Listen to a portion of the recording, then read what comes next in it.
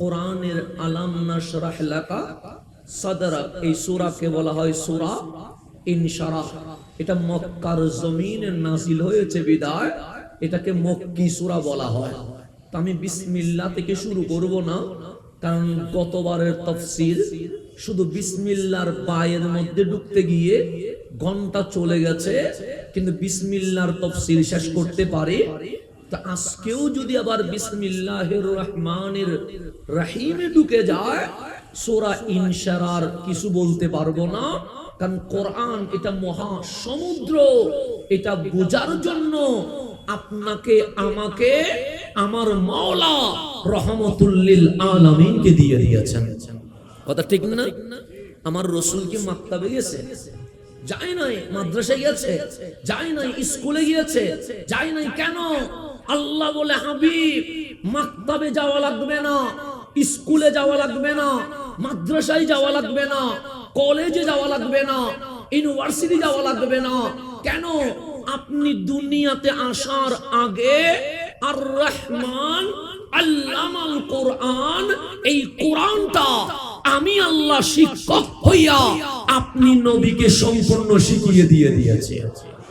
তা আল্লাহ জিনাকে শিখায়, উনি কি দুনিয়ার মাকতাবে যাওয়ার দরকার আছে?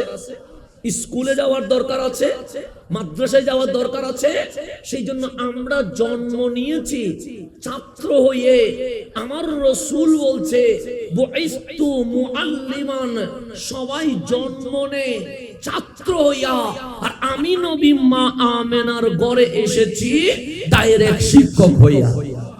সেই জন্যই রাসূলের মাধ্যমে আবু বকর যখন কোরআন শিখেছে, উনি আর আবু বকর নাই, উনি সিদ্দিকে আকবর হয়ে গেছে। রাসূলের মাধ্যমে ওমর যখন কোরআন শিখেছে, উনি আর ওমর নাই, ফারুক আযম হয়ে গেছে। উসমান যখন নবীর কদমে কোরআন শিখেছে, উনি আর উসমান নাই, যুন্নুরাইন হয়ে গেছে। আলী যখন কোরআন শিখেছে, উনি আর আলী নাই, মাওলায়ে কায়নাত হয়ে গেছে।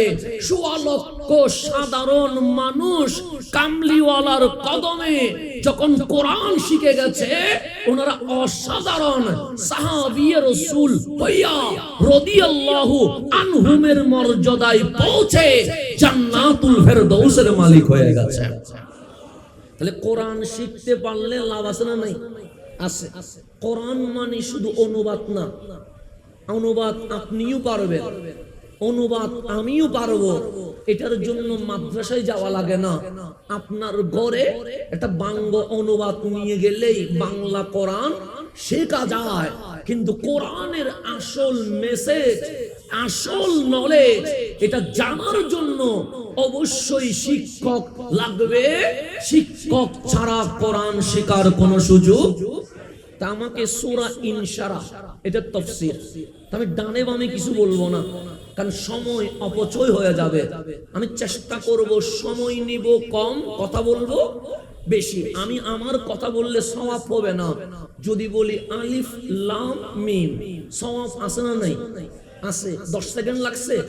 আমার রাসূল বলছেন উম্মত তুমি বলেছো, তোমরা শুনেছো, এই জাস্ট 10 সেকেন্ডের ভেতরে আমার আল্লাহ এক একটা শব্দের বিনিময়ে 10 নেকি। আলিফ লাম মিম শুনতে দেরি, মালিক সকলের আমলনামায় 30টা নেকি লিখে দিয়ে দিয়েছেন। আলিফ লাম মিম বলেছি, কিছু বুঝেছেন? বুঝেন নাই?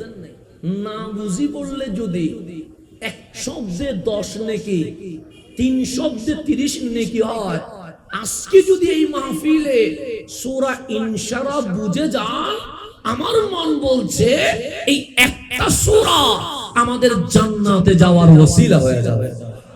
কথা ঠিক না? আমরা না বুঝি বললেও কোরআন কি আছে? সওয়াব আছে। কিন্তু বুঝি বললে আরো বেশি সওয়াব। সেই জন্য না বুঝলেও পড়েন, সওয়াব হবে।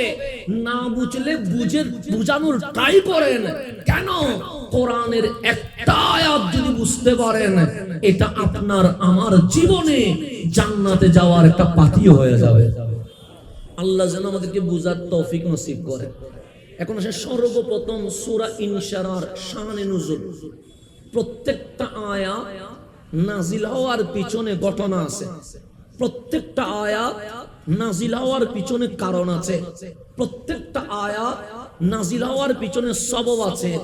যদি আপনি শানে নজুল তথা সূরা নাজিলের প্রেক্ষাপট না জানেন, তখন মুসলমানের আয়াত কাফেরকে বলবেন, কাফের আয়াত মুসলমানকে বলা শুরু করে দিবেন। তখন ফিতনা বাড়বে না কমবে? বাড়বে। কারণ আপনি বলছেন মুসলমানের আয়াত, কাফেররে বলতে শুরু করছেন, কাফেরের শানে নাজিল হওয়া আয়াত মুসলমানরে বলতে শুরু করছেন। আজকে এত গ্রুপিং হলো কেমনে?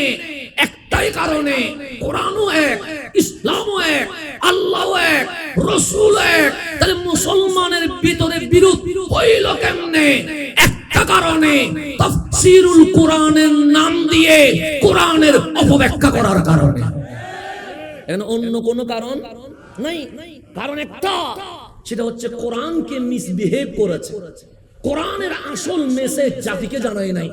কোরআন কেন নাজিল হইল এটা বলে নাই। কোরআনের আয়াত নাজিল হওয়ার পিছনে প্রেক্ষাপট কি তা জাতিকে জানায় নাই। আসল ঘটনা কি এটা জাতিকে জানানো হয় নাই। তো না জানানোর কারণে, নলেজ কম হওয়ার কারণে কাফেরের আয়াত মুসলমানরে বলে, মুসলমানের আয়াত কাফেররে বলে। এই আয়াত সূরা-সূরির মধ্যে পড়ার কারণে আজ মুসলিম উম্মাহ ভেঙ্গে ভেঙ্গে টুকরো টুকরো হয়ে গেছে, আর ওইদিকে ফিলিস্তিনের মুসলমান রক্তে লাল হয়ে গেছে। কথা ঠিক না?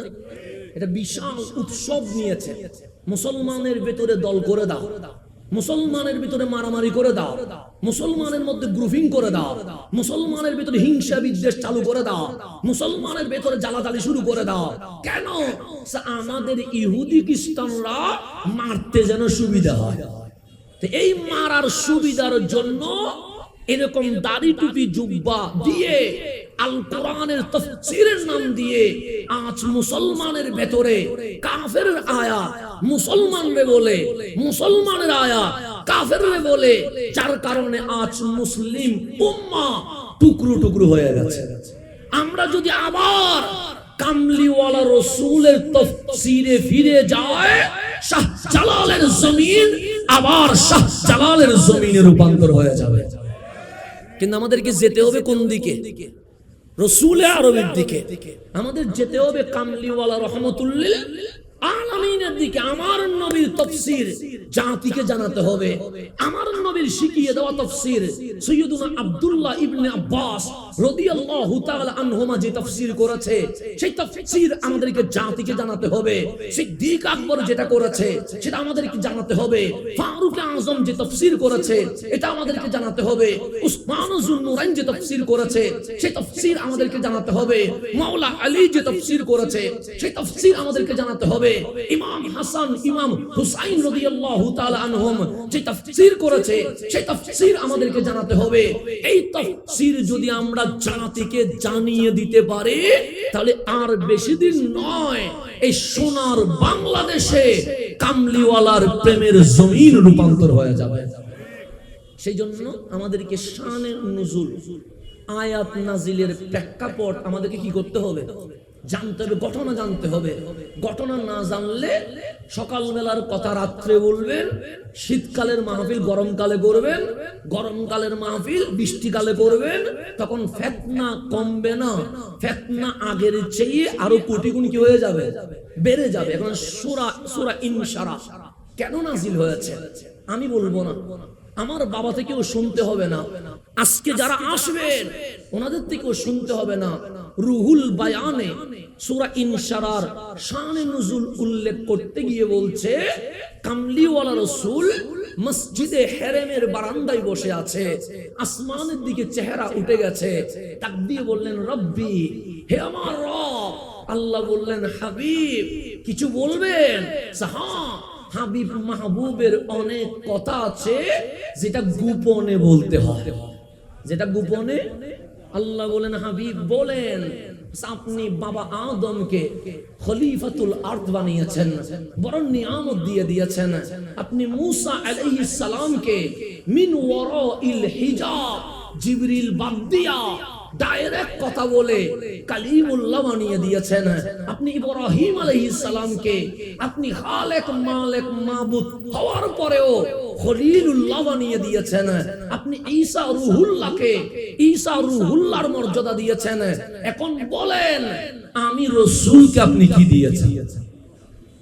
আমরা মাঝে মাঝে বাবাকে বলি না, বাবা দেখি বলেন আমাকে কি দিয়েছেন, মা বলেন আমার জন্য কি করেছেন। এটা ভালোবাসার কথা, দাবির কথা না।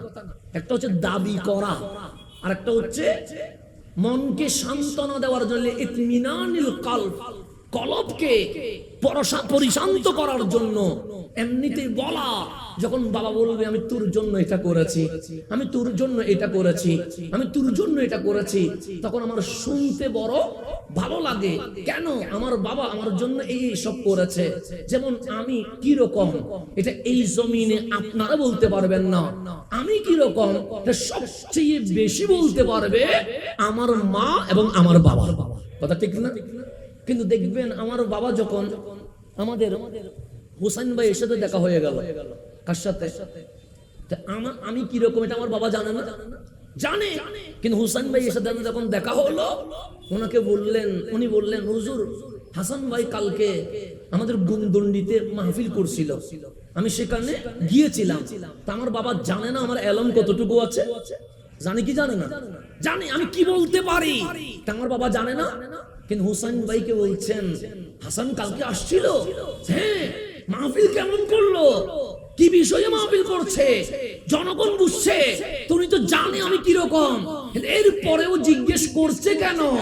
আমার বাবার মন চাচ্ছে হুসাইন যদি হাসানের নামে সুনাম করে, ছেলের সুনাম করলে বাবার প্রশান্তি লাগে। কথা ঠিক না? যখন বলবে না তাফসীর করেছে খুলে খুলে, তখন বাবার মনটা ঠান্ডা হয়ে যাবে। যখন বলবে মানুষ বুঝেছে, তখন বাবার মনটা কি হয়ে যাবে? ঠান্ডা হয়ে যাবে। মানুষ সুনাম করছে, এদিকে বাবার আনন্দের চোখের পানি বের হয়ে যাচ্ছে। কেন? উনি জানে আমি কিরকম। এরপরেও শুনতে চাই কেন? লিইতমিনানিল কলব, বাবার সামনে ছেলের তারিফ করলে বাবার কাছে এটা ঈদের দিনের মতো মনে হয়। কথা ঠিক না? তা আমার নবী জানে না আমার নবীর জন্য আল্লাহ কি করেছে? জানে কি জানে না? জানে। আল্লাহ সব বলে দিয়েছে। ভাবে আদম সফিউল্লাহ 300 বছর কেঁদেছে আমাকে রাজি করার জন্য, খলিল আগুনে পড়ে গেছে আমাকে রাজি করার জন্য, কালিম ডেলি 2-3 বার তুরে সাইনায় উঠে নামা করেছে আমাকে রাজি করার জন্য, আইয়ুব বিছানায় শুয়ে গেছে তার গায়ে পোকা এসেছে, এরপরেও বলেছে আলহামদুলিল্লাহ আমাকে রাজি করার জন্য। ইউনুস মাছের পেটের ভিতর ঢুকে গেছে, সেখানে গিয়ে বলছে লা ইলাহা ইল্লা আনতা, আমাকে রাজি করার জন্য। হাবিব আসমান ও জমিন বলে মালিক তুমি রাজি হয়ে যাও, সমুদ্র গাছগাছালি বলে তুমি রাজি হয়ে যাও, পাহাড় পর্বত বলছে তুমি রাজি হয়ে যাও। আর আমি আল্লাহ কি বলছি জানেন? হাবিব বলেন মালিক আপনি কি বলছেন? মালিক বলে ওয়ালা সাউফা ইউতিকা রাব্বুকা ফাতারদা, সব সৃষ্টি বলছে মালিক তুমি রাজি হয়ে যাও। আর আমি মালিক বলছি সবাই চায় আল্লাহ রাজি হোক, আর আল্লাহ চায় হাবিবুল্লাহ যেন রাজি হয়ে যায়। এটা আমার নবী জানে কি জানে না? জানে। এরপরেও বলছেন বন্ধু বন্ধুর কাছে একটু আবদার করছেন, ভালোবাসার বহিঃপ্রকাশ করছেন। মালিক আপনি তো আদম আলাইহিস সালামের শানে বলেছেন ওয়া ইয ক্বালা রাব্বুকা লিল মালাইকাতি ইন্নী জাইলুন ফিল আরদি খলিফা, আপনি উনারে খলিফা বানাই দিয়েছেন। আপনি নূহ আলাইহিস সালামকে সাহিফা দিয়েছেন, আপনি ইব্রাহিম আলাইহিস সালামকে খলিলিয়তের মর্যাদা দিয়েছেন, আপনি হযরত মূসা আলাইহিস সালামকে কালিমিয়তের মর্যাদা দিয়েছেন, আপনি ঈসা আলাইহিস সালামকে রূহানিয়তের মর্যাদা দিয়েছেন। আমাকে কি দিয়েছেন? এই আমার নবীর প্রশ্ন আমাকে কি দিয়েছেন, এর উত্তরে আমার নবীকে খুশি করার জন্য আল্লাহ সূরা আলাম নাশরাহ লাকা নাযিল করে দিয়েছেন। এটা আমার নবীকে কি করার জন্য? আমি রুহুল বায়ান থেকে বলছি, আমার বাবার কিতাব থেকে বলতেছি না, আমার দাদার কিতাব থেকে বলতেছি না, আমি কানজুল ঈমান থেকে বলছি না, আমি রুহুল বায়ান থেকে বলছি। সেখানে আছে আমার নবী যখন ফরিয়াদ করলেন মালিক আমারে কি দিলেন? আল্লাহ বলে আপনারে কি দিয়েছি? আলাম নাশরাহ লাকা সাদরাক। বাবা আদমকে খলিফা বানিয়েছি, হযরত মূসা আলাইহিস সালামকে কালিমুল্লাহ বানিয়েছি, হযরত ইব্রাহিমকে খলিলুল্লাহ বানিয়েছি, হযরত নূহ আলাইহিস সালামকে রাসূলুল্লাহ বানিয়েছি, হযরত ঈসা আলাইহিস সালামকে রূহুল্লাহ বানিয়েছি। এক এক নবীর এক এক মুজিজা। আলাম নাশরাহ লাকা সাদরাক। 1,00,000 মতান্তরে 2,24,000 নবী রাসূলের সমস্ত সিফাত, সমস্ত গুণ, সমস্ত মর্যাদা আমি কামলিওয়ালার বক্ষ মোবারকে দিয়ে দিয়েছি।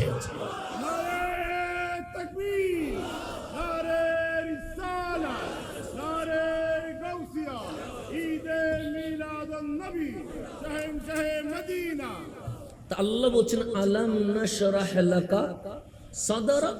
হাবিব, আমি কি আপনার বক্ষকে প্রশস্ত করে দেই নাই? শারাহ মানে প্রশস্ত করে দেওয়া। একটা হচ্ছে বক্ষ সংকীর্ণ হওয়া। কি হওয়া? সংকীর্ণ। একটা হচ্ছে প্রশস্ত হওয়া।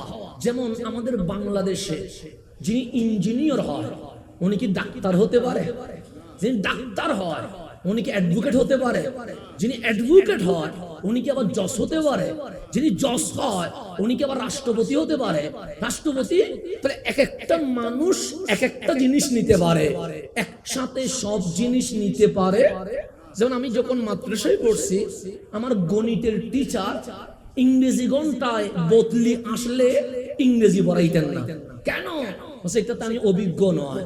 আমার ইংরেজি শিক্ষক আরবি ঘন্টায় আসলে উনি আরবি পড়াইতেন না, বললেন তোমরা ইংরেজি বই খোলো। কেন? আমি আরবি পড়াইতে পারবো না। সায়েন্সের ছাত্র কমার্স পড়ে না, কমার্সের ছাত্র আর্টস পড়ে না। তা আল্লাহ বলছে হাবিব, সবার বক্ষ সংকুচিত। যে ডাক্তার হয় সে ইঞ্জিনিয়ার হতে পারে না, যে ইঞ্জিনিয়ার হয় সে লয়ার হতে পারে না, যে লয়ার হয় সে আমলা হতে পারে না, যে আমলা হয় সে আবার মন্ত্রী হতে পারে না। আল্লাহ বলে আলাম নাশরাহ লাকা সাদরাক আল্লামাকা মা লাম তাকুন তা'লাম। হাবিব, ডাক্তার ইঞ্জিনিয়ার হতে পারে না, ইঞ্জিনিয়ার লয়ার হতে পারে না, সায়েন্সের ছাত্র আর্টস বুঝে না, আর্টসের ছাত্র কমার্স বুঝে না। কিন্তু আপনার বক্ষ এত প্রশস্ত হয়ে গেছে, সমস্ত কুন ফায়াকুনের ইলম, কানা ইয়াকুনের ইলম আগে ছিল, আছে, থাকবে, সমস্ত ইলম আপনার বক্ষ মোবারক নিয়ে নিয়েছে। এটার নাম আলাম নাশরাহ লাকা সাদরাক। এক নম্বর আলাম নাশরাহ লাকা সাদরাক। এক নম্বর হচ্ছে সমস্ত নবী রাসূলের মুজিজা নির্ধারিত। মুজিজা কি? মুসা আলাইহিস সালামের লাঠি মুজিজা। মুসা আলাইহিস সালামের কি? লাঠি মুজিজা। সুলাইমান আলাইহিস সালামের আংটি মুজিজা। এক এক জনের এক একটা মুজিজা। কিন্তু কামলিওয়ালার চুল থেকে নখ পর্যন্ত আফাদে মস্তক মুজিজা। এটার নাম আলাম নাশরাহ লাকা সাদরাক। আমার নবীর চুল মুজিজা, আমার নবীর দাড়ি মুজিজা, আমার নবীর চোখ মুজিজা, আমার নবীর কান মুজিজা, আমার নবীর হাত মুজিজা। শুধু তাই নয়, আমার রাসূলের সাথে যা লেগে যায় সেটাও মুজিজা হয়ে যায়। এটার নাম আলাম নাশরাহ লাকা। আমার নবীর জন্য, আমার নবী যখন মদিনায় আসলেন, কোথায় আসলেন? মদিনায়। তখন মসজিদে নববী রেডি হচ্ছে। কিসের কি রেডি হচ্ছে? মসজিদে। আল্লাহ বললেন হাবিব, জুমার নামাজ ফরজ করে দিয়েছি। কিসের নামাজ? তখন মিম্বার নাই, মিম্বার বানাবে কে? মসজিদ শুরু হচ্ছে। তা আমার রাসূল বললেন 5 ওয়াক্ত নামাজ পড়বো মসজিদে। কয় ওয়াক্ত? আর শুক্রবার জুমার দিন নামাজ পড়বো খোলা মাঠে। কেন? সেখানে খুতবা আছে। জোহরের নামাজে খুতবা আছে, আসরের নামাজ আছে, কিন্তু জুমার নামাজে কি আছে? খুতবা। তো মসজিদে মিম্বার নাই, খুতবা দিব কেমনে? সেজন্য রাসূল খোলা মাঠে একটা মরা শুকনো খেজুর গাছ দেখলেন। কামলিওয়ালা বলে এটাতে ঠেস দিয়া আমি নবী জুমার খুতবা দিয়ে দিই, যেটাকে আমরা উস্তুনে হান্নানা বলি। উস্তুনে মরা গাছ, যেমন এই গাছটা মরা, এই যে এই গাছটা কি এটা কোনো পাওয়ার আছে নাই, এটা পৌঁছে যাবে কিছুদিন পরে, একটা দুইটা তিন চার জায়গায় ইউজ হবে, বছর পরে এটা কি হয়ে গেছে, শেষ হয়ে যাবে। পানি লাগলে শেষ হয়ে যাবে, আগুনে পুড়ে গেলে শেষ হয়ে যাবে। তো উস্তুনে হান্নানা, মরা গাছ, মরা খেজুর এক জমা গেল, রাসূলে পাক ওই গাছের মধ্যে টেস্ট দিয়া জুমার খুতবা দিলেন। দ্বিতীয় জুমা গেল, রাসূলে পাক ওই গাছের মধ্যে টেস্ট দিয়া জুমার খুতবা দিলেন। তো এক মদিনার আনসারী মহিলা দেখলেন গরমে মুসল্লিদেরও কষ্ট হচ্ছে, কামলিওয়ালারও কষ্ট হচ্ছে, এসে বললেন, নবী গো, আমার একটা কাঠের দোকান আছে, আপনি রাসূল যদি অনুমতি দেন আমি আপনার জন্য একটা মিম্বার রেডি করে দিব, যদি আপনি অনুমতি দেন। আমার কিসের দোকান আছে? কাঠের দোকান আছে, তা আপনি অনুমতি দিলে আমি কি করে দিব? এটা মিম্বার রেডি করতে। মিম্বার রেডি করলে আর কোলা মাঠে জমা পড়ানোর দরকার হবে না, মসজিদে নববীতে চালু হয়ে যাবে। রাসূলে পাক বললেন, যদি একটা মিম্বার কি করে দেয়, রেডি করে দেয়, একটু বেশি ভালো হয়। কামলিওয়ালার কথায় মহিলা গিয়ে কাজ শুরু করে দিয়েছে। কিসের কাজ? মিম্বারের কাজ। তারপরের জুমা কামলিওয়ালা ওই উস্তুনে হান্নানাতে টেস্ট দিয়ে নামাজ পড়ালেন। পরের জুমায় মিম্বার রেডি হয়ে গেছে। মিম্বার যখন এসে গেছে, আমার কামলিওয়ালা ঘোষণা করলেন, আজকে থেকে জুমার নামাজ খোলা মাঠে নয়, যদি মিম্বার রেডি, আজকে থেকে জুমার নামাজ মসজিদে নববীতে হবে। আজকে জুমার নামাজ ট্রান্সফার হয়ে গেছে কোথায়? মসজিদে। আমার রাসূল আসলেন, সাহাবায়ে কেরাম তিল পরিমাণ জায়গা খালি নাই, সবাই বসে গেছে। কামলিওয়ালা সালাম দিয়ে খুতবা শুরু করলেন, ইন্নাল হামদা লিল্লাহ। এতটুকু যাইয়া দ্বিতীয়টা যাইতে পারে নাই, দেখলেন বাহিরে কে যেন বাচ্চার মতো কান্নাকাটি করতেছে। কে যেন কিসের মতো কান্নাকাটি করতেছে? আমার রাসূল বলেন, কাঁদছে কে? সাহাবায়ে কেরাম ডানে বামে সামনে পিছনে তাকায়া দেখে কোনো মানুষই কাঁদে। বললেন, ইয়া রাসূলুল্লাহ, মানুষ তো কাঁদছে না। কামলিওয়ালা বলে, বাইরে গিয়ে দেখো না কাঁদছে কে। একজন সাহাবী বাইরে গিয়ে দেখে ওই শুকনা কাঠ যেটার মধ্যে জীবন নাই, রাসূলের পেট মোবারক লাগার কারণে মরা গাছ জিন্দা হয়ে গেছে। মরা গাছ কি হয়ে গেছে? আমার রাসূল বলেন, কাঁদছে কে? সাহাবায়ে কেরাম এসে বললেন, নবী গো, মানুষ কাঁদে নাই, ওই যে শুকনা খেজুর গাছের কাঠ যেটাতে আপনি নবী হেলান দিতেন, আজকে যেহেতু হেলান লাগে নাই, সে এক সপ্তাহ আপনি নবীর অপেক্ষায় ছিল, আপনি আসেন নাই বলে আজ আপনার প্রেমে কাঁদছে। আমার নবী মিম্বার থেকে নেমে গেলেন, দিলেন দৌড়ায়া ওই কাঠকে জড়ায়া ধরে বললেন, কাঁদছিস কেন? কাঠ বলেন, নবীর বিরহে শুক্রবার গেল, শনিবার অপেক্ষায় আছি কখন রাসূল আসবে, রোববার গেল অপেক্ষায় আছি কখন রাসূল আসবে, সোমবার গেল রাসূল আসে নাই, মঙ্গলবার গেল রাসূল আসে নাই, বুধবার গেল রাসূল আসে নাই, বৃহস্পতিবার গেল রাসূল আসে নাই, শুক্রবার হয়ে গেছে, বেলা 12টা চলে যাচ্ছে, আজ কামলিওয়ালার পিঠ মোবারক আমার সাথে লাগে নাই, নবীর বিরহে কাঁদছি। আমার নবী জড়ায়া বলছে, উস্তুনে হান্নানা, দুনিয়ায় লাগলে হবে না জান্নাত লাগলে খুশি হবি? কাজ বলে, দুনিয়া এটা অস্থায়ী, জান্নাত এটা স্থায়ী, আমি জান্নাতে যেতে চাই। কামলিওয়ালার বক্ষ যখন উস্তুনে হান্নানাকে জড়িয়ে ধরেছে, আল্লাহ ডাক দিলেন, হাবিব, শুকনা কাঠ হতে পারে, আলাম নাশরাহ লাকা সাদরাক, আপনার বক্ষের এত পাওয়ার, গাছের সাথে বুক যখন লেগে গেছে, গাছ জান্নাতুল ফেরদাউসের বাসিন্দা হয়ে গেছে। এটার নাম আলাম নাশ। আলহামদুলিল্লাহ, মাশাআল্লাহ, আমাদের অতিথিবৃন্দরা আসতে শুরু করে দিয়েছেন, আলহামদুলিল্লাহ। বোয়ালখালীর চিত্র দেখে একটু পরিবর্তন হচ্ছে, খুশি হয়েছি। বোয়ালখালীর মানুষ খুব তাড়াতাড়ি মাহফিলে আসে না, একটা অভিজ্ঞতা আর কি। 9টায়ও আসে না, 10টায়ও আসে না, 10:30, 11টা এরকম করে আসে। কিন্তু আজকে দেখি 9:15 হয়েছে, আলহামদুলিল্লাহ, মোটামুটি মানুষ ভরপুর হয়ে গেছে। যাক, বোয়ালখালীর মানুষ দেখি ইতিহাস চেঞ্জ করতেছে, আলহামদুলিল্লাহ। দরকার আছে, রাতেও মানুষ হওয়া দরকার, দিনেও মানুষ হওয়া দরকার, সর্বদাই মানুষ থাকা দরকার। কোরআনের মাহফিল। তাহলে আল্লাহ বলছে, আলাম নাশরাহ লাকা সাদারাত, এক নাম্বার। আল্লাহ বলে এক এক নবীর এক এক গুণে গুণান্বিত, আপনি নবীর বক্ত মোবারক সর্বগুণে গুণান্বিত হয়ে গেছে। দুই নাম্বার, মানুষ নিতে পারে একটা বিষয়, হয়তোবা ইঞ্জিনিয়ার, না হলে লয়ার, না হলে সচিব, না হলে প্রধানমন্ত্রী, না হলে রাষ্ট্রপতি, কিন্তু আমার নবী নিয়ে নিয়েছে সবটাই। তিন নাম্বার, আলাম নাশরাহ লাকা সাদরাক, হাবিবের বক্কের এত পাওয়ার, এই বক্ক যাকে আগলে নেয় সে আর জাহান্নামী থাকে না, তিনি জান্নাতুল ফেরদৌসের বাসিন্দা হয়ে যায়। এটার নাম আলাম নাশরাহ লাকা সাদরাক। আমার নবীর দুনিয়াতে আলাম নাশরাহ মানে প্রশস্ত হওয়া, বিদীর্ণ হওয়া। তা আল্লাহ আমার নবীকে হায়াতে জিন্দেগিতে 4 বার বক্ক বিদন্ন করেছেন। কয়বার? 4 বার, অথবা কোন কোন কিতাবে আছে 3 বার, কিন্তু মশহুর হচ্ছে কয়বার? 4 বার আমার রাসূলের বক্ক ছেদন করা হয়েছে। কেন? যখন একবার মা হালিমার গড়ে ছিল, তখন একবার বক্ষ ছেদন করা হয়েছে, বক্ষ প্রশস্ত করা হয়েছে। কেন? কারণ মা হালিমার গড়ে ছিলেন রাসূল শিশু। শিশু মানে যে খেলতে চায়, শিশু মানে যে দৌড়তে চায়, শিশু মানে যে দুষ্টামি করতে চায়। আমার নবীর বক্ষকে বিদীর্ণ করে শিশু সুলভ আচরণ মুক্ত করে দেওয়া হয়েছে। 2 নাম্বার, আমার রাসূল যখন যুবক, যুবকরা একটা অবহেলা করে কি করে না?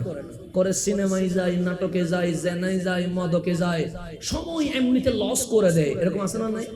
আছে। যদি বলি তুমি রাস্তায় দাঁড়িয়ে আছো কেন, বলবে এমনিতে দাঁড়ায় আছে। এরকম আছে না? নাই? ওই দেখবেন ওই সিটি কর্পোরেশন নদী নালা জ্যাম হয়ে গেলে এগুলা কি করে? পরিষ্কার করে। কি দিয়ে? গাড়ি দিয়ে পরিষ্কার করছে ধরেন 5 জনে, কিন্তু সেখানে দেখবেন 500 মানুষ দাঁড়ায় আছে। যদি জিজ্ঞেস করি এখানে দাঁড়িয়ে আছো কেন, তোমার কাজ কি? বলবে হুজুর কোনো কাজ নাই, এমনিতে দাঁড়ায় আছে। এরকম হয় কি হয় না? হয়। আগুন ধরছে, পানিও মারে না, বালিও মারে না, সবগুলো মোবাইল দিয়ে লাইভ দেয়। তোমার কাজ কি? এমনিতে দাঁড়ায় আছে। রাস্তায় গাড়ি ভাঙচুর হচ্ছে, এমনিতে দাঁড়ায় আছে। এমনিতে আমরা সময় লস করি কি করি না? কোনো মাকসাদ নাই, কোনো উদ্দেশ্য নাই। তা আল্লাহ তো আমাদেরকে উদ্দেশ্যহীন ভাবে বানায় নাই। আল্লাহ বলে বান্দা ওয়াল আখিরা খায়রু ওয়া আবকা, দুনিয়া শেষ হয়ে যাবে কিন্তু আখিরাত কখনো শেষ হবে? তো দুনিয়া বানাইছি কেন? দুনিয়া এই কারণে বানাইছি, দুনিয়ায় তুমি থেকে এমন আমল করবা কবর থেকে হাসর পর্যন্ত যেন জান্নাতুল ফেরদৌসের বাগান হয়ে যায়। নারে তাকবীর, নারে রিসালাত, নারে গাউসিয়া, ঈদে মিলাদুন নবী, জয় জয় মদিনা। তাহলে আমার নবীর বক্ষ ছেদন হয়েছে কয়বার? একটা হচ্ছে শিশুকালে, আর একটা হচ্ছে যৌবন কালে। কেন? কারণ আমরা যুবকরা অলসতার মধ্যে জীবন কি করে দেই? কাটিয়ে দিই। আমার নবীর বক্ষচ্ছেদন এই কারণে করা হয়েছে যেন রাসূলের মাঝে আমাদের মতো যুবকদের হেলা অবহেলায় সময় যেন অপচয় না হয়। 3 নাম্বার, যখন কোরআন নাজিল হবে তার আগে বক্ষচ্ছেদন করা হয়েছে। কেন? কারণ ইসলাম প্রচার করতে গিয়ে আমার রাসূলকে পাথর মারবে, ইসলাম প্রচার করতে গিয়ে আমার নবীর গায়ের উপর উটের গুলি তুলে দিবে, ইসলাম প্রচার করতে গিয়ে আমার নবীর পাগল পাগল বলে চিল্লাবে, ইসলাম প্রচার করতে গিয়ে আমার নবীকে খুন করতে চাইবে। এই জুলুম নির্যাতন যেন সহনীয় হয়ে যায়, সেজন্য বক্ষচ্ছেদন করা হয়েছে। আরেকবার যখন রাসূল মেরাজে যাবে ঠিক তার আগে বক্ষচ্ছেদন করা হয়েছে। কেন? কামলিওয়ালার চোখ সরাসরি যেন মাওলাকে দেখতে পারে। এটার নাম আলাম নাশরাহ লাকা সাদরাক। এটা হচ্ছে জাহেরি, এটা হচ্ছে উপরে। এটা কি? উপরে। এটাকে বলা হয় আলাম নাশরাহ লাকা। হাবিব, আমি কোন মানুষের বক্ষ ছেদন করি নাই, পরিষ্কার করার জন্য খুলি নাই, কখনো কলবকে ধুই নাই, কিন্তু আপনাকে মাসুমিয়তের মর্যাদা দেওয়ার কারণে আপনি পাপ করবেন না, অপরাধ করবেন না, ভুল করবেন না, সিদ্ধান্তে গলত হবে না। বিশ্বের সবাই ভুল করতে পারে, আলাম নাশরাহ লাকা সাদরাক, কিন্তু আমার কামলিওয়ালা কখনো ভুল করতে পারবে না। আমার নবী কখনো ভুল করতে পারে না। এটার নাম আলাম নাশরাহ লাকা। তাহলে জাহিরি ভাবে রাসূলের বক্ষচ্ছেদন হয়েছে কয়বার? 4 বার। এটাও আলাম নাশরাহ লাকা। এখানে বিশাল হিকমত আছে, যে হিকমত বর্ণনা করতে গেলে এরকম 1 ঘন্টা নয়, ঘন্টার উপর ঘন্টা চলে যাবে, কিন্তু আলাম নাশরাহ লাকা সাদরাকের বক্ষ বিচূর্ণ করার যে গোপন রহস্য, এটাকে ফ্লাশ করা যাবে না, অনেক সময়ের দরকার আছে। তাহলে 1 নাম্বার আলাম নাশরাহ লাকা সাদরাকের তাফসীর হচ্ছে, হাবিব আপনি প্রশ্ন করলেন, আমি বাবা আদমকে খলিফার মর্যাদা দিয়েছি, আমি ইব্রাহিমকে খলিলিয়তের মর্যাদা দিয়েছি, আমি মূসা আলাইহিস সালামকে কালিমিয়তের মর্যাদা দিয়েছি, আমি ঈসাকে রুহুল্লাহর মর্যাদা দিয়েছি, আপনাকে কি দিয়েছি? আর ওনাদের সিফত একটা একটা, আর সকল নবী রাসূলের সিফত একসাথে আমি আল্লাহ আপনার বক্ষ মোবারকে দিয়ে দিয়েছি। এটা 1 নাম্বার আলাম নাশরাহ লাকা সাদরাক। 2 নাম্বার আলাম নাশরাহ লাকা সাদরাকের তাফসীর হচ্ছে, সবাই একটা নিতে পারে, 2টা নিতে পারে না। কেউ বিজ্ঞানী হয় কিন্তু গণিতবিদ হয় না, কেউ গণিত ব্যাংকার হয় কিন্তু সমাজে নেতৃত্ব দেওয়ার পাওয়ার থাকে না, কেউ সমাজে নেতৃত্ব দিতে পারে কিন্তু সংবিধান রচনা করার ক্ষমতা থাকে না। যেমন আমি যদি এখানে বলি বাংলাদেশ 1971 সালে স্বাধীন হয়েছে, কথা ঠিক না? এই স্বাধীনতার পিছনে অনেকের অবদান আছে না নাই? আছে। যেমন বঙ্গবন্ধু শেখ মুজিবুর রহমানের অবদান আছে, মাওলানা ভাসানীর অবদান আছে, জেল হত্যায় যে 4 নেতা ওনাদের অবদান আছে, প্রেসিডেন্ট জিয়াউর রহমানের অবদান আছে। ওনারা দেশ স্বাধীন করেছে কিন্তু ওনারা সংবিধান রচনা করতে পারে নাই, কথা ঠিক নেই? আবার সংবিধান যিনি রচনা করেছেন উনি হচ্ছেন barrister doctor Kamal Hossain. Doctor Kamal Hossain সংবিধান রচনা করেছে কিন্তু উনি মুক্তিযুদ্ধে কোনো ভূমিকা রাখতে পারে নাই। তাহলে কেউ দেশ দিয়েছে, কেউ সংবিধান দিয়েছে, কথা ঠিক না? আপনি হিন্দুস্তানে যান, দেখবেন গাড়িতে গাড়িতে একজনের ছবি আছে, আপনি জিজ্ঞেস করেন উনি কে, বলবে মহাত্মা গান্ধী। দেখতে পারেন বুঝি? হ্যাঁ দেখতে পারে। কি করেছে উনি?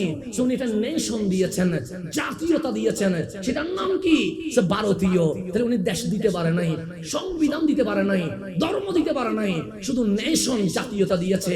সেই জন্য ভারতের মানুষ বলে শুধু গাড়িতে নয়, মহাত্মা গান্ধী আমাদের হৃদয়ে। পার্বত্য অঞ্চলে চলে যান, যারা বৌদ্ধ ধর্মের প্রচারক, ওদের ব্যাগের মধ্যে দেখবেন একজন মনীষীর ছবি আছে, নাম তার গৌতম বুদ্ধ। আপনি জিজ্ঞেস করেন উনি কে, তখন বৌদ্ধ ধর্ম প্রচারক বলবে উনি গৌতম বুদ্ধ। উনি কি দিয়েছে? উনি একটা রিলিজিয়ন দিয়েছে, তার নাম বৌদ্ধ ধর্ম। গৌতম বুদ্ধ শুধু ধর্ম দিয়েছে কিন্তু দেশ দিতে পারে নাই, সংবিধান দিতে পারে নাই, জাতীয়তা দিতে পারে নাই। তাহলে আপনি যদি বিশ্বের দিকে তাকান, বঙ্গবন্ধু শেখ মুজিবুর রহমান হোক, মাওলানা ভাসানী হোক, প্রেসিডেন্ট জিয়াউর রহমান হোক, ওনাদেরকে দেশ স্বাধীন করার কারণে সম্মান দেওয়া হয় কিন্তু ওরা সংবিধান দিতে পারে নাই, ধর্ম দিতে পারে নাই, জাতীয়তা দিতে পারে নাই।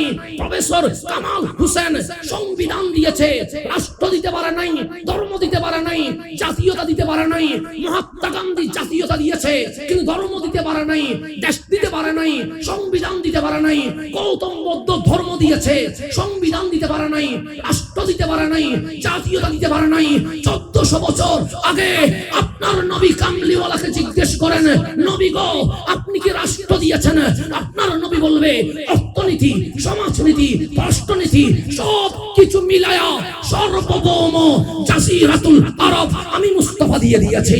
নবী গো আপনি কি সংবিধান দিয়েছেন? আপনার নবী বলবে কলম নামের কলম যখন ছিল নাই, অক্ষর নামের অক্ষর যখন ছিল নাই, তখন সর্বপ্রথম আমি নবী লিখিত সংবিধান মদিনার সনদ দিয়ে দিয়েছি। নবী গো আপনি কি ধর্ম দিয়েছেন? আপনার নবী বলবে মানুষের কোনো বানানো ধর্ম নয়, ইন্না দীনা ইনদাল্লাহিল ইসলাম, ওই ইসলাম আমি নবী দিয়ে দিয়েছি। নবী গো আপনি কোন নেশন জাতীয়তা দিয়েছেন? আপনার নবী বলবে সম্প্রীতি, সাম্য, শান্তির জাতীয়তা, মুসলমানিত্ব আমি নবী দিয়েছি। কেউ দেশ দেয়, সংবিধান দিতে পারে না, কেউ সংবিধান দেয়, ধর্ম দিতে পারে না, কেউ ধর্ম দেয়, নেশন দিতে পারে না। আপনার কামলিওয়ালা একসাথে রাষ্ট্র দিয়েছে, সংবিধানও দিয়েছে, ধর্মও দিয়েছে, জাতীয়তা দিয়েছে। আল্লাহ বলে সবাই দেয়, একটা আলাম নাশরাহ লাকা সাদরাক মুস্তাফা দে সবটাই।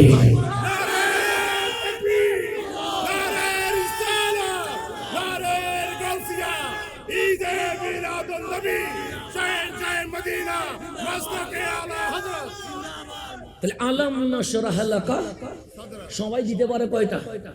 একটা দিতে পারে, দুইটা দিতে পারে না। দেশ দিতে পারবে, সংবিধান আরেকজনকে দিতে হয়। সংবিধান একজনে দিতে পারে, জাতীয়তা দিতে পারে না। জাতীয়তা দিতে পারে, ধর্ম দিতে পারে না। আল্লাহ বলে পৃথিবীতে অনলি ওয়ান করে বানাইছি, আলাম নাশরাহ লাকা সাদরাক। সবাই একটাই দেয়, আমার হাবিব একসাথে সবটাই দেয়। কোনটা নিবা? যে একটা দে তারে নিবা, না যে সবটাই দে ওনারে নিবা? আল্লাহ তোমার কাছে ছেড়ে দিছে, তোমার কাছে ছেড়ে দিলাম। কোন কার পিছনে ঘুরবা? যে এনি একটা দে ওনার পিছনে, না যিনি সবটাই দে ওনার পিছনে? সেজন্য বলে হাবিব আলাম নাশরাহ লাকা সাদরাক। আমি কি ওই বক্ষকে প্রশস্ত করে দেই নাই? এটা থেকে সার্বভৌম রাষ্ট্র জাজিরাতুল আরব বের হয়েছে। এই বক্ষ থেকে মানবতার সংবিধান মদিনার সনদ বের হয়েছে। এই বক্ষ থেকে ইন্নাদ দীনা ইনদাল্লাহিল ইসলাম বের হয়েছে। এই বক্ষ থেকে কুনতুম খায়রা উম্মাহ, মুসলমান নেশন বের হয়েছে। একসাথে সবটাই যিনি দিয়েছেন উনি রহমতুল লিল। এখন একটু গভীর, এটার নাম আলাম নাশরাহ লাকা সাদরাক। আল্লাহ বলেন এটা হচ্ছে কয় নাম্বার তাফসীর করলাম? এখন 4 নাম্বার চলে গেছে, কারণ সময় অনেক কম। আমি এরকম আলাম নাশরাহ লাকার মধ্যে ঘুরলে আমার ঘন্টা চলে যাবে, কিন্তু আলাম নাশরাহ লাকা শেষ হবে, এরপর আরো আয়াত আছে না নাই? আসে তো, এগুলো তো ঢুকতে হবে। এখন আসেন 5 নাম্বার তাফসীরে। কামলিওয়ালাকে বলছেন, হাবিব আমি মূসা আলাইহিস সালামকে তাওরাত দিয়েছি, আমি দাউদ আলাইহিস সালামকে জবুর দিয়েছি, আমি ঈসা আলাইহিস সালামকে ইনজিল দিয়েছি, আমি নূহ আলাইহিস সালাম সহ ইব্রাহিম আলাইহিস সালাম সহ যারা রাসূল ছিলেন তাদেরকে সহিফা দিয়েছি। কিন্তু এই কোরআন লৌহে মাহফুজে ছিল, আমি আল্লাহ এই কোরআন কাউরে দেই না। কোরআন কি আগে থেকে ছিল না? ছিলই তো নাকি? কোথায় ছিল? কিন্তু কোরআন কি আল্লাহ দিছে? কোরআন বলছে বাবা আদম আসছে, আমি আসতে পারি নাই। নূহ আলাইহিস সালাম আসছে, আমি আসতে পারি নাই। খলিলুল্লাহ আসছে, আমি আসতে পারি নাই। কালিমুল্লাহ আসছে, আমি আসতে পারি নাই। রুহুল্লাহ আসছে, আমি আসতে। কিন্তু কোরআন আসো নাই কেন? বলছে মূসা আলাইহিস সালামের ঘরে তাওরাত আসে নাই। কালিমুল্লাহকে ঘর থেকে বের হয়ে তাওরাতের ঠিকানা তুরে সাইনায় যেতে হয়েছে। তাহলে তাওরাত নাজিল হয়েছে কিসের উপরে? পাহাড়ের উপরে। কিসের উপরে? জবুর নাজিল হয়েছে দাউদ আলাইহিস সালামের ঘরে নয়, দাউদ আলাইহিস সালামকে বের হয়ে সমুদ্রের পারে যেতে হয়েছে। ইনজিল নাজিল হয়েছে ঈসা আলাইহিস সালামের ঘরে নয়, ঈসা আলাইহিস সালামকে এক দেশ ছেড়ে আরেক দেশে যাইতে হয়েছে। তাহলে প্রত্যেক রাসূল কিতাবের কাছে গেছে। কোরআন তুমি কি পাহাড়ের উপর নাজিল হইছো? কোরআন বলেন না। তুমি কি পাথরের উপর নাজিল হইছো? কোরআন বলেন না। তুমি কি পানির উপর নাজিল হইছো? কোরআন বলেন না। তুমি কি গাছের উপর নাজিল হইছো? কোরআন বলেন না। তো তাওরাত যদি পাহাড়ে নাজিল হয়, ইনজিল যদি জমিনে নাজিল হয়, জবুর যদি সমুদ্রের পারে নাজিল হয়, তুমি নাজিল হইলা না কেন? কোরআন বলে আমার এত পাওয়ার, আমি যদি পাহাড়ের উপর নাজিল হই, পাহাড় আল্লাহর ভয়ে তোলা হয়ে যাবে। আমি যদি গাছের উপর নাজিল হয়, গাছ বিচ্ছিন্ন হয়ে যাবে। আমি যদি পাথরের উপর নাজিল হয়, পাথর বিলীন হয়ে যাবে। আমি যদি সমুদ্রের উপর নাজিল হয়, সমুদ্র অস্তিত্বহীন হয়ে যাবে। তো কোরআন আসলা কোথায়? কোরআন বলে পাহাড়ে নয়, পাথরে নয়, গাছে নয়, সমুদ্রে নয়। নাযালাল কোরআন আলা কলবি মুহাম্মাদিন সাল্লাল্লাহু আলাইহি ওয়াসাল্লাম। আল্লাহ বলে আলাম নাশরাহ লাকা সাদরাক। হাবিব যেই কোরআন পাহাড়ে নিতে পারে নাই, পাথরে নিতে পারে নাই, গাছে নিতে পারে নাই, সমুদ্রে নিতে পারে নাই, মূসা নিতে পারে নাই, ইব্রাহিম নিতে পারে নাই, ঈসা নিতে পারে নাই, কুল কায়নাতে কোন রাসূল নিতে পারে নাই, ওই কোরআন আমার কামলিওয়ালার বক্ষ মোবারক নিয়ে নিয়েছে। এটার নাম আলাম নাশরাহ।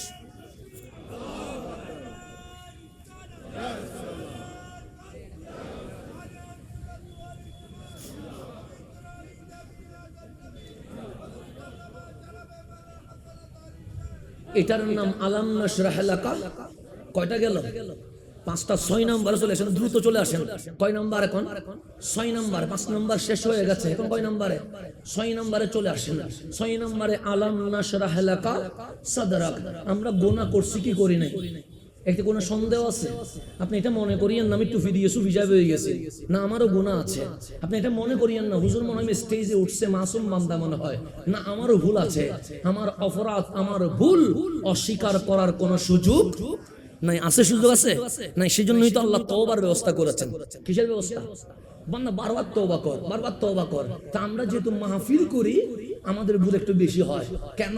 কথা আপনাদের বলতে হয় না, আপনার শুধু সুবহানাল্লাহ, আলহামদুলিল্লাহ, নাউজুবিল্লাহ এতটুকু থাকলে হয়। কিন্তু বাকি কথা সবগুলো কাদেরকে বলতে হয়? আমাদেরকে বলতে হয়। কথা ঠিক না? আপনার সুবহানাল্লাহ বললে হয়ে গেছে, না বললেও তো আমি গুসা হইতে পারবো না। আমি বলে নাই কেন? আমি কেন মাঠ ছাড়ি চলে যেতে পারবো? আপনি কেন আলহামদুলিল্লাহ বললেন না? আমি গরম হইতে পারবো? সুযোগ নাই তো।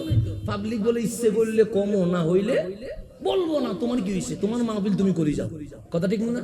তাহলে আপনি সুবহানাল্লাহ বললে সওয়াব হবে, না বললে কোনো সমস্যা নাই। আলহামদুলিল্লাহ বললে সওয়াব হবে, না বললে কোনো সমস্যা নাই। কিন্তু কথা আমাকে বলতে হচ্ছে কেন? মাইক কার সামনে? তো যে বলে তার ভুল বেশি হয়। সেজন্য বলা হয় বুবার কোনো শত্রু আসেনি, কারণ উনি বলেই না, শত্রু হবে থেকে। তা আমাদেরকে তো বলতে হয়, যেরকম মাইক আছে বলতে হয়। তো বলি বিদায় ভুল আমাদের কি হয়? বেশি হয়। সেজন্য আমাদের জন্য আল্লাহ বলছেন, বান্দা তুই কথা যেহেতু বলিস ভুল তো হবে, তবে আমার নাম গফুর ও সত্তার, তুই তওবা করলে আমি আল্লাহ মাফ করে দিব। আল্লাহ মাফ করার জন্য প্রস্তুত আছে তো নাকি? আছে না নাই? আচ্ছা, আমার কোরআন বলছে আমার আল্লাহ প্রস্তুত আছে। আমার আল্লাহ বলে তুই না কাঁদলে কে কাঁদবে বল? তুই যদি মাফ না চাস আমি কারে মাফ করবো বল? তুই যদি আমার কাছে কান্নাকাটি না করিস আমি দিব কারে? সেজন্য বান্দা তোর ভেতর একটা ভাইরাস দিয়েছি, এটার নাম নফস, এটা ভুল করবে। আর একটা অ্যান্টিভাইরাস দিছি, এটার নাম কলব। ভুল করার পর কলবে বলবে তওবা কর, তওবা কর। তুই সুখের পানি ছেড়ে দিয়ে তওবা করতে দেরি। শুধু গুনাহ মাফ করব না, দুনিয়াতে রিজিকও দিব, মরার পর জান্নাতও দিয়ে দিব। আমাদের ভুল হয় কি হয় না? হয়। আমরা ভুলের ঊর্ধ্বে নয়। তা আমাদের জন্য কাঁদছে রহমতুল লিল আলামিন। কার জন্য? আমার জন্য। কার জন্য? আপনার জন্য। আমার নবীকে পাথর মেরেছে, আমার নবী কাঁদে নাই। আমার নবীর বাচ্চাগুলো পাগল পাগল বলেছে, আমার নবী কাঁদে নাই। আমার নবী সিজদায় উটের বুড়ি তুলে দিয়েছে পিঠের উপর, উঠতে পারছে না, তারপরেও আমার নবী কাঁদে নাই। আমার নবীকে মক্কা থেকে বের করে দিয়েছে, এরপরও আমার নবী কাঁদে নাই। উহুদে আমার রাসূলকে তীর মেরে দন্দন মোবারক শহীদ করে দিয়েছে, আমার নবীর চোখ দিয়ে পানি পড়ছে না। জিবরিল বলেন, নবী গো, মাওলা বলছে আর নাকি সইতে পারবে না, আপনি একটু বললে হবে, আমরা জবর করে ফেলবো। ওই বান্দা দাঁত মোবারক হাতে নিয়ে বলছে, মালিক আমার দাঁত শহীদ হওয়া আমি মেনে নিয়েছি, আমার উম্মতরে জাহান্নামে দিলে আমি কিন্তু মানব না। এটার নাম রহমতুল লিল। জিনার শরীরের রক্ত মোবারক ঝরেছে, উনি বলেন মেনে নিয়েছি। জিনাকে মানুষ পাগল বলেছে, উনি বললেন মেনে নিয়েছি। যার ঘরবাড়ি ভেঙে দিয়েছে, উনি বলেন মেনে নিয়েছি। যার চোখের সামনে সাহাবী শহীদ করে দিয়েছে, উনি বললেন মেনে নিয়েছি। যার চোখের সামনে কারবালায় ইমামে আলী মাকামকে শহীদ করে দিয়েছে। আপনি বলেন হুজুর নবী চোখের সামনে কেমনে? এটা তো নবীর ইন্তেকালের পর ইমাম হোসেন শহীদ হয়েছে। আমি বললে মানিয়েন না, আমার বাপ বললে মানিয়েন না। মিশকাত শরীফ খুলেন, সাইয়্যিদুনা আব্দুল্লাহ ইবনে আব্বাস রাদিয়াল্লাহু তাআলা আনহুমার riwayat খুলেন, সাইয়্যিদুনা আব্দুল্লাহ ইবনে ওমর রাদিয়াল্লাহু তাআলা আনহুমার riwayat খুলেন, হযরত উম্মে সালামা ওনার riwayat খুলেন। মিশকাত শরীফে লেখা আছে 61 হিজরি 10ই মুহররম যখন ইমাম হুসাইনের উপর তরবারি চালানো হচ্ছে, আমার নবীর রওজায় নাই, কামলিওয়ালা কারবালায় চলে গেছে। এটা মিশকাত বলছে, আমি বলি নাই। আপনি মিশকাত শরীফ ফুরাই ফেলেন, যদি পারেন অসুবিধা নাই, আমার জামিলা নাই, পারেন ফুরাই ফেলেন, সমস্যা নাই। হাদিস বলছে, হাদিস এখন রাবি কারা সেটাও আমি আপনাকে বলে দিয়েছি। হযরত আব্দুল্লাহ ইবনে আব্বাস বলছেন, হযরত আব্দুল্লাহ ইবনে ওমর বলছেন, হযরত উম্মে সালামা রাদিয়াল্লাহু তাআলা আনহুম ওনারা বলছেন, কামলিওয়ালা কারবালার দিন মদিনায় নাই, কলেজ কোথায় চলে গেছে? মদিনায় কারবালায় চলে গেছে। উম্মে সালমা বলছে আমি স্বপ্নে দেখতেছি রাসূলের পাকের দাড়ি মোবারক রক্তে মাটিতে কি হয়ে গেছে, ধুলাবালিতে আবৃত হয়ে আছে। আমি বললাম ইয়া রাসূলুল্লাহ, অপরিচিত জায়গা, ওখানে আপনার চুল দাড়িতে রক্ত মেখে আছে কেন? আমার রাসূল বললেন উম্মে সালমা ঘুমাচ্ছ? আমি তো মদিনায় নাই। কোথায়? আমি কারবালায়। এখন আমার হুসাইনকে শহীদ করে দিয়েছে, আমার হুসাইনকে শহীদ করে দিয়েছে। আমার নবী বাটিতে একটা শিশিতে হুসাইনের রক্ত মোবারক নিয়ে নিয়েছে। উম্মে সালমা বলছে রক্ত দিয়ে কি করবেন?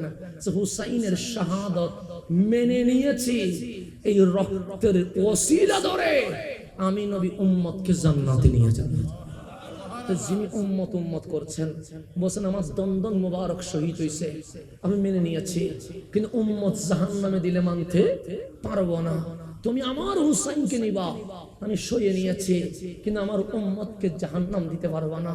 যখন মদিনায় ইসলামের বিজয়ের পতাকা উঠে গেছে, আল্লাহ কোরআনে বলছেন ইন্না ফাতাহনা লাকা ফাতাহাম মুবিনা। হাবিব যেই মক্কা থেকে আপনাকে বের করে দিয়েছে, এটা সিদ্দিক আকবরের আমলে নয়, ফারুক আজমের আমলে নয়, জুন্নুরাইনের আমলে নয়, মাওলা আলীর আমলে নয়, আপনি নবীর হাতে আমি আল্লাহ মক্কা বিজয়ের পতাকা তুলে দিব ইনশাআল্লাহ।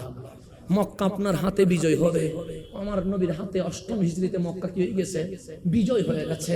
এখন মদিনার রাস্তায় রাস্তায়ও আজান, মক্কার রাস্তায় রাস্তায়ও আজান। বিশ্বের মন্ত্রী, এমপি, ব্যারিস্টার দলে দলে কামলিওয়ালার কদমে। এখন আর দুঃখের সময় নয়, এখন আনন্দের সময় চলছে। কি সময়? ঠিক ওই মুহূর্তে যখন আমার নবীর পিছনে ১৬ লক্ষ মুসল্লি নামাজ পড়ছে। কয় লক্ষ? ১৬ লক্ষ মুসল্লি নামাজ পড়ছে। তখন কি কান্নার সময় না আনন্দের সময়?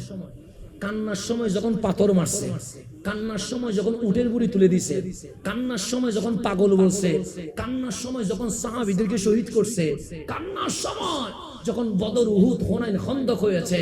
কিন্তু এখন আর যুদ্ধের কোনো দরকার, এখন বিজয়ের পতাকা পথ করে উঠছে। হঠাৎ দুপুর বেলা আমার নবী দৌড় দিলেন ঘর থেকে।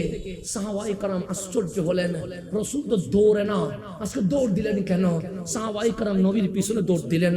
কামলিওয়ালা মসজিদে নববীতে ঢুকে গেলেন। এমনিতে ঢুকলে হয়তো মিম্বরে বসেন, না হয় জায়নামাজে দাঁড়ান, কিন্তু আজ জায়নামাজেও দাঁড়ায় নাই, মিম্বরে উঠে নাই, মসজিদে নববীর মাঝখানে দাফ করে বসে আমার নবী বাচ্চার মতো চোখের পানি ছেড়ে দিয়েছে। এইরকম কান্না আমার রাসূল জীবনে করে। সিদ্দিক আকবর বললেন নবী গো, জান লাগলে জান দিয়ে দিব, মাল লাগলে মাল দিয়ে দিব, ইজ্জত থাকলে ইজ্জত দিয়ে দিব, সমস্ত কিছু বিসর্জন করব। আপনি কি আমাদের উপর কষ্ট পাইছেন? আমার রাসূল বললেন সাহাবী আমার, বদরের রক্ত দিয়ে তো ইসলাম, উহুদের রক্ত দিয়ে তো ইসলাম, হুনাইন খন্দকের রক্ত দিয়ে তো ইসলাম, তোমরা আমার জন্য জানমাল দিয়ে দিলা।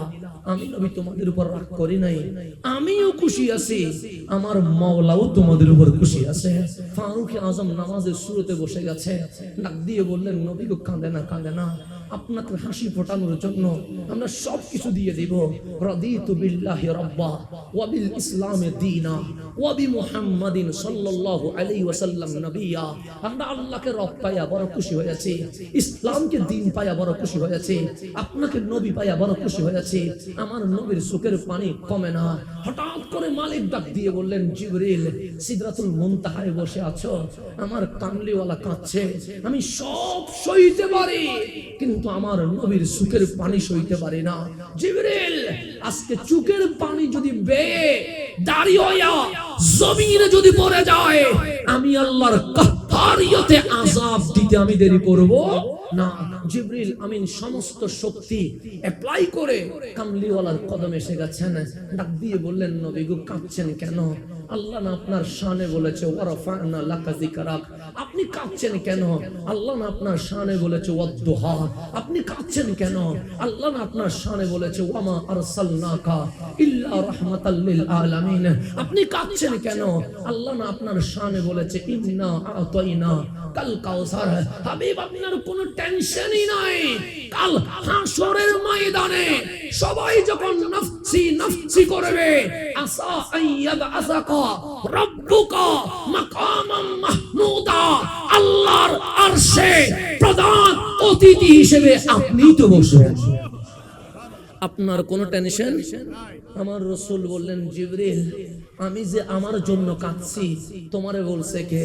জিবরিল বলে, তাহলে বাচ্চার মতো করে ফুফিয়ে ফুফিয়ে কাঁদছেন, লিমান কার জন্য?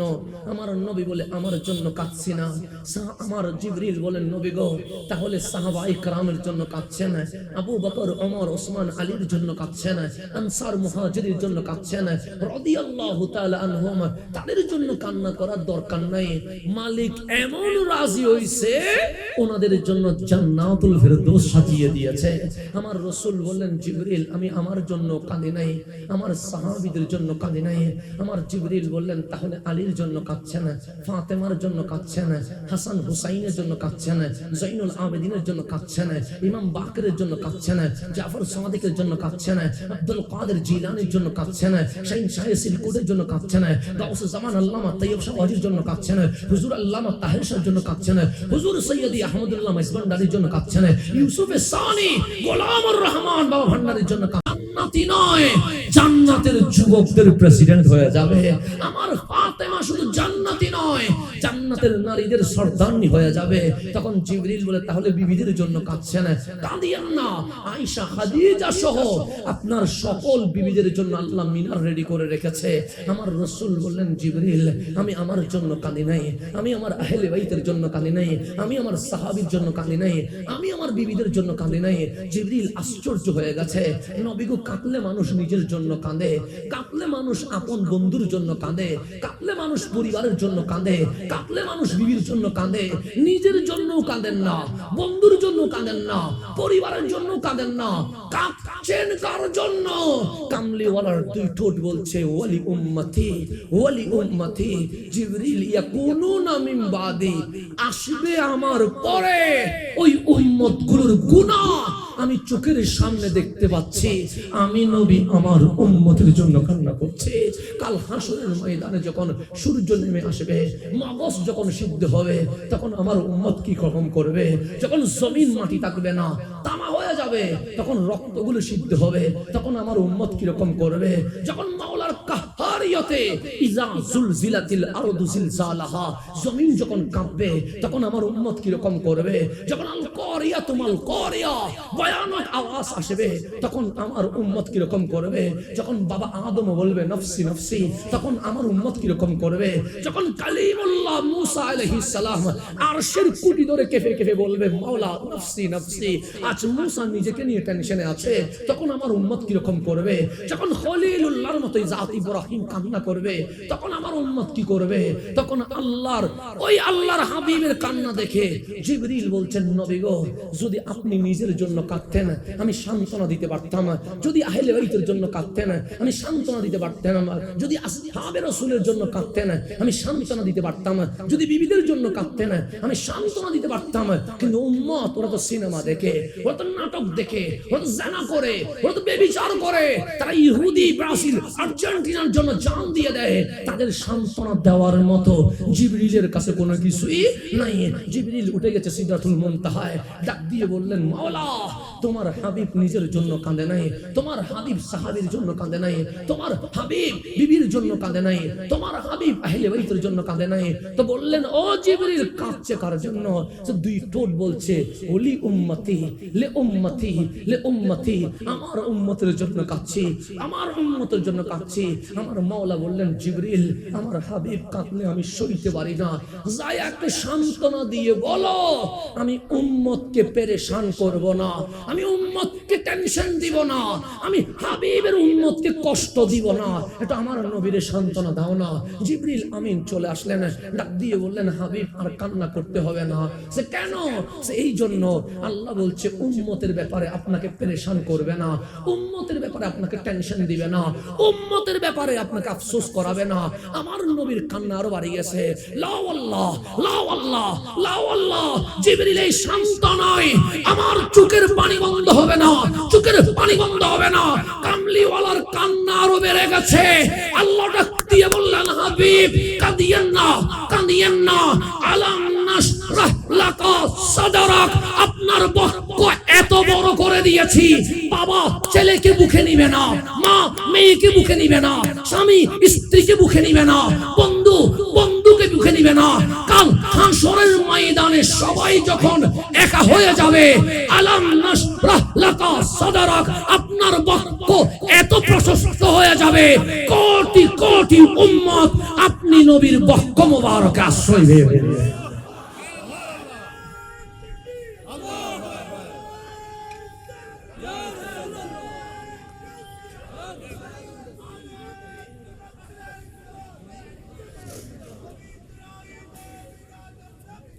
এটার নাম আলাম নাশরাহ লাকা সাদরাক। হাবিব, আপনার উম্মত কাল হাসরের ময়দানে বেসাহারা থাকবে না। হ্যাঁ বাবা দূরে সরে যাবে, হ্যাঁ মা দূরে সরে যাবে, হ্যাঁ বন্ধু দূরে সরে যাবে, কিন্তু আপনি কামলিওয়ালার বক্ষ মুবারক এত প্রশস্ত হয়ে যাবে, কোটি কোটি উম্মত আপনার বক্ষ মুবারকে প্রবেশ করে ফেলবে। সেদিন বাবার বক্ষ সংকুচিত হয়ে যাবে, বাবা বলবে কাউরে নিতে পারবো না, মা বলবে কাউরে নিতে পারবো না, সন্তান বলবে কাউরে নিতে পারবো না। সেদিন আপনার নবী, আমার নবী বক্ষ উজাড় করে বলবে, উম্মত আজ বাবা বুকে নেয় নাই বুঝি? আমরা বলি নেয় নাই। মাও নেয় নাই? আমরা বলি নেয় নাই। বন্ধুও নেয় নাই? আমরা বলি নেয় নাই। ভাইয়াও নেয় নাই। নাই তো কি করছিস? নবী গো, আমাদের কোনো সাহারা নাই। আমার কামলিওয়ালা দুই হাত উজাড় করে দিয়ে বলবে, আলাম নাশরাহ লাকা সাদরাক, আমি কামলিওয়ালার বক্ষ মোবারকে চলে আয়। এখানে তোর আর গরম লাগবে না, এখানে আর তোর নফসি নফসি করতে হবে না, এখানে আর মগজ সিদ্ধ হবে না, এখানে আর রক্তগুলো টকবক করবে না। আমি কামলিওয়ালা বুকে নিয়া আমার উম্মতকে জান্নাতে নিয়ে যাব। এটার নাম আলাম নাশরাহ লাকা। কয়টা হইল তাফসীর? 6টা হইল। এখন এর ভিতরে ঢুকলে আরো যদি ঢুকি সময় যাবে, কিন্তু আলাম নাশরাহ লাকা তাফসীর কি হবে না, শেষ হবে না। আল্লাহ বলে ওয়াদানা আনকা ভিজরাক, যেই বোঝা আপনার কাঁধে আছে ওই বোঝাটাকে আমি নামিয়ে দিয়েছি। আল্লাযী আনকাদা যাহরাক, যেই বোঝার ভারের কারণে আপনার পৃষ্ঠটা ভেঙে যাচ্ছিল। মানুষের উপর বোঝা যখন ভারী হয় পিঠ কি হয়ে যায়, কুজু হয়ে যায়। ওই বোঝাকে আমি নামিয়ে নিয়েছি। কোন বোঝা? যখন আমার রাসূল দেখলেন মক্কার মানুষ ঈমান আনছে না, কামলিওয়ালা উম্মত জাহান্নামে যাবে বিদায় চোখের পানি ছেড়ে দিয়েছে। আল্লাহ বলে, হাবিব, আবু জাহেল ঈমান না আনলেও, আবু লাহাব ঈমান না আনলেও, উতবা শাইবা ঈমান না আনলেও, এদের পরবর্তী প্রজন্মকে এমন মুসলমান বানাবো তারা সবাই আশিকে রাসূল হয়ে যাবে। আমার আল্লাহ বলছেন, ওয়াদানা আনকা ভিজরাক, আপনার থেকে আমি বোঝাটা সরিয়ে দিয়েছি। আল্লাযী আনকাদা যাহরাক, যেই বোঝা আপনার পৃষ্ঠকে ভেঙে দিচ্ছিল, যেই পৃষ্ঠকে সোজা থেকে বাঁকা করে দিচ্ছিল, ওই বোঝাটাকে আমি নামিয়ে দিয়েছি। যেই উম্মত করে আপনি কাঁদছেন, ওই উম্মতের বোঝা আপনাকে রাত্রে ঘুমাইতে দেয় না। হাবিব, আমি সত্তার হইয়া গোপন করব, আপনি সুপারিশ করলে মাফ করব, রহমান হইয়া উম্মতকে জান্নাতে দিয়া আপনাকে আমি টেনশন মুক্ত করে দিব। ওয়াদানা আনকা ভিজরাক, আমার হাবিব ভাবতেন, হায় হায় মক্কার মানুষ ঈমান আনছে না কেন, মদিনার মানুষ ঈমান আনছে না কেন? আজ বিশ্বের দিকে তাকালে দেখা যায় আজ লক্ষ লক্ষ মানুষ কামলিওয়ালার জন্য পাগল হয়ে আছে। এটার নাম ওয়াদানা আনকা ভিজরাক আল্লাযী আনকাদা যাহরাক। এরপর বলছেন, আপনাকে কি দিয়েছি হাবিব জানেন? ওয়ারাফা'না লাকা যিকরাক, আপনার নাম, আপনার মান, আপনার সম্মান, আপনার জিকির আমি আল্লাহ নিজেই বুলন্দ করে দিয়েছি। কেন জানেন? লাকা আই লিরিদাইকি ইয়া রাসূলুল্লাহ, আপনি নবীকে খুশি করার জন্য, আপনি রাসূলকে রাজি করার জন্য। যেমন আজকে পোস্টার আছে না নাই? আছে ব্যানার, এখানে পোস্টার আছে না নাই? এটা মিয়াদ আজকে পর্যন্ত। কালকে কি পোস্টার থাকবে? তা না থাকলে নাম নাই। ফেসবুক আছে না নাই? এটা একদিন হ্যাক হয়ে যাবে। ছবি না থাকলে নাম থাকবে? থাকবে না। ইউটিউব একদিন বন্ধ হয়ে যাবে, তখন কি আমাদের ভিডিও পাবেন? পাবেন না। আল্লাহ বলে ফেসবুক লাগবে না, অনলাইন লাগবে না, ইউটিউব লাগবে না, কোনো ব্যানার লাগবে না। ওয়ারাফা'না লাকা যিকরাক, আমি আল্লাহ আমার হাবিবের শান এত বুলন্দ করেছি, পৃথিবীতে মানুষের ক্ষমতা বাড়ে না, কমে। আর আমার নবীর ক্ষমতা, ওয়ালাল আখিরাতু খায়রুল লাকা মিনাল উলা, দিন যত যাবে কামলিওয়ালার ক্ষমতা তত বাড়তে থাকবে। মানুষের ক্ষমতা কি হয়? আমরা ছিলাম বাচ্চা, বাচ্চা মানে দুর্বল। আমরা হইলাম যুবক, যুবক মানে এখন কি পাওয়ারে আছে। এখন কিসে পাওয়ারে? আমরা যাব এখন মুরব্বী হওয়ার মধ্যে, বৃদ্ধ হওয়ার মধ্যে। তখন আর পাওয়ার থাকবে? থাকবে না। এখন পাওয়ার কি হয়ে যাবে? কমে যাবে। মানুষের পাওয়ার বাড়ে না, মানুষের পাওয়ার কি হয়? কমে যায়, কমে যায়। সেজন্য ক্ষমতা কখনো চিরস্থায়ী হয় না। ক্ষমতা আমাদেরকে শিখায় তুমি জালেম হইও না, তুমি মজলুমের সঙ্গী হও। এটা ক্ষমতা আমাদেরকে কি করে? শিখায়। এগুলো শিখবেন, এগুলো দরস নিবেন। ক্ষমতা আমাদেরকে শিখায় ক্ষমতা কখনো চিরস্থায়ী হয় না। আপনি জনগণের খেদমত করবেন, দেখবেন আল্লাহ বলছে, তো হাবিব বলেন, আল ইমাম আল আদিল, যা দুনিয়াতে জনতার সেবক হইয়া মানুষের খেদমত করে, তাদেরকে আমি আল্লাহ দুনিয়াতেও ইজ্জত দিব, আখিরাতে আরশের নিচে এনে ভিআইপি বানাই দিব। এটা আল্লাহর কথা। বিএপি বানাবে কে? আল্লাহ। মস্কারি বিষয় না, আল্লাহ বিএপি বানাবে। তাহলে আল্লাহর বিএপি হওয়ার দরকার আছে না? নাই, আছে। তো আমরা হব জনতার সেবক, আমরা হব মানুষের সেবক। আমাদের ভিতরে যেন অহংকার না আসে, আমাদের ভিতরে যেন গর্ব না আসে, আমাদের ভিতরে যেন আমিত্ব না আসে, আমাদের ভিতরে যেন নফসানিয়ত না আসে। যে যত বেশি নম্র হতে পারবে, মালিক তার ইজ্জত তত বেশি বাড়াইতে থাকবে। কথা ঠিক নেই? আল্লাহ বলছেন, ওয়ারাফা'না লাকা যিকরাক। হাবিব, আপনি মুসা আলাইহিস সালামের কথা বললেন, আপনি খলিলুল্লাহর কথা বললেন, আপনি রুহুল্লাহর কথা বললেন। আরে আপনার নাম, আপনার শান আমি বাড়াইছি। কেমন বাড়াইছি জানেন? মা যুকিরতু ইল্লা যুকিরতা মাই। আমি তো আল্লাহ, আমি তো খালেক, আমি তো মাবুদ, লা শরীকা লা। আল্লাহর কোন শরীক আছে? আল্লাহর কোন শরীক আছে? সেই আল্লাহ বলছে, মা যুকিরতু, আমি আল্লাহ আল্লাহ হইয়া, আমি আল্লাহ মালিক হইয়া, আমি আল্লাহ মাবুদ হইয়া, আমি আল্লাহ খালেক হইয়া সিঙ্গেল কখনো আমার নাম উচ্চারণ করি নাই। ইল্লা, তবে হ্যাঁ, আপনার নাম কিরকম করে বাড়াইছে জানেন? যুকিরতা মাই, যেখানে আমি আল্লাহর নাম খালেক হিসেবে উল্লেখ করেছি, সেখানে আপনার নাম মাহবুব হিসেবে লাগিয়ে দিয়েছি। নারে